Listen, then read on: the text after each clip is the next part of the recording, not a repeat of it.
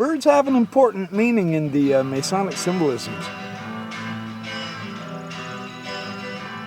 Let me see if I can get out and video him without him flying away. There he goes. Talking to each other. I love being out in my backyard, making videos, exploring nature, exploring sacred geometry in nature. I'm going to talk about the Tetragrammaton today because it's such a fascinating subject. There he goes. I'm going to show you what, I said the Tetragrammaton, I meant the Tetractys. I'm going to show you what the Tetractys is all about.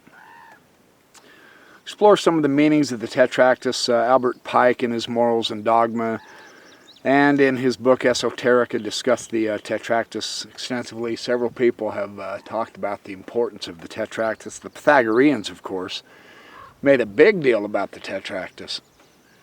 And I'll be sharing more of that information with you as well, because very important in Freemasonry, the idea of the triangles.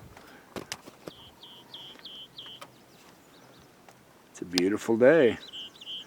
Beautiful day to be a bird out flying, isn't it? I wish I could fly like a bird sometimes. Well, something's agitating them. Huh.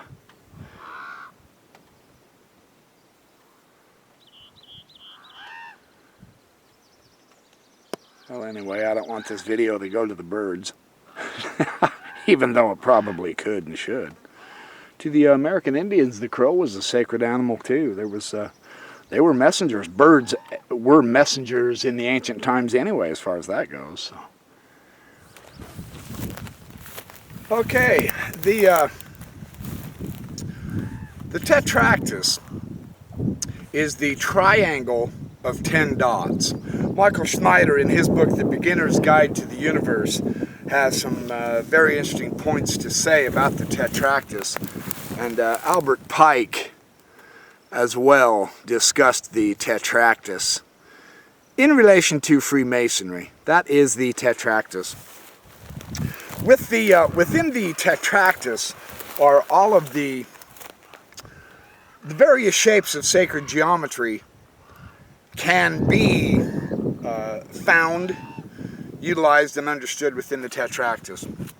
And Schneider shows the idea. The ancients had this principle, this idea of the 4 elements: earth, air, wind, and fire. And this morning I'm feeling the wind while I'm on the earth, and I've brought my water, so all I need to do is make a campfire and I'd have the 4 elements. But they didn't symbolize, they didn't understand these 4 elements as the earth 4 elements exclusively. There was a philosophy behind this. The theme in the Tetractys that is so interesting is how you can see the various figures, the cube, the octahedron, the tetrahedron, etc., can be formed within the premise of the Tetractys. And the idea of the various elements being discovered and associated with earth, air, wind, fire, heaven, so on and so forth. The Pythagoreans first explored the simple arithmetic and geometry of the Tetractys using dark and light stones. What they did is they used the 1 plus, you can see this over here, 1 plus 9 is 10. They would put the white dot in the middle. It gives you 10 in the Tetractys. The number 10, of course, is the event horizon beyond the horizon. You have the numbers 1, 2, 3, 4, 5, 6, 7, 8, 9. At 10, they begin to repeat over. 1 and 0 is 10. 1 and 1 is 11. 1 and 2 is 12 and all. So 10 was considered the threshold, a very, very important number. The decad. And the decad was found in numerous forms, and of course it's through the geometry of nature. That's why I love coming out in my backyard, so to speak, out into the world, because it is from nature that we got our geometric knowledge of things. Simple natural shapes, the branchings, the numbers, the significance and meanings of how rocks formed, how crystals formed, trees, shrubs, bushes, animals, even ourselves. The geometry of the universe, the ancients taught, is within us. This is what makes man the microcosm within the macrocosm. This is the theme of the point within the circle. The point within the circle is the very same concept as the point within the tetrad. From that central point, you can see from that central point within the center of the tetrad, all of the different shapes of nature are shown. And we are part and parcel of nature.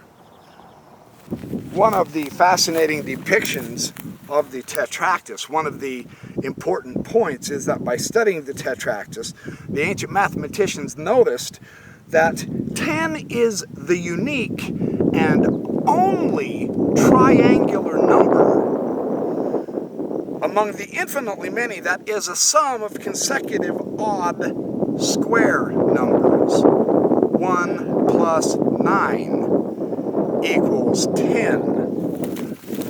And Schneider shows this. A triangular number is 1 is the first triangular number, then 3 because you can shape a triangle with it, then 6 because you can shape a triangle with it, and then 10.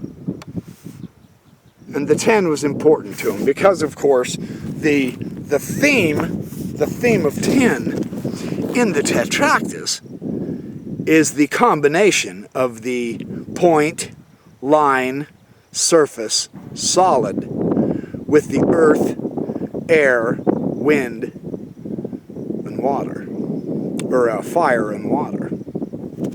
So this idea of a physical geometrical shape that is in nature and as well as within us. And of course this is huge in the Kabbalistic doctrines also, and in the sacred geometrical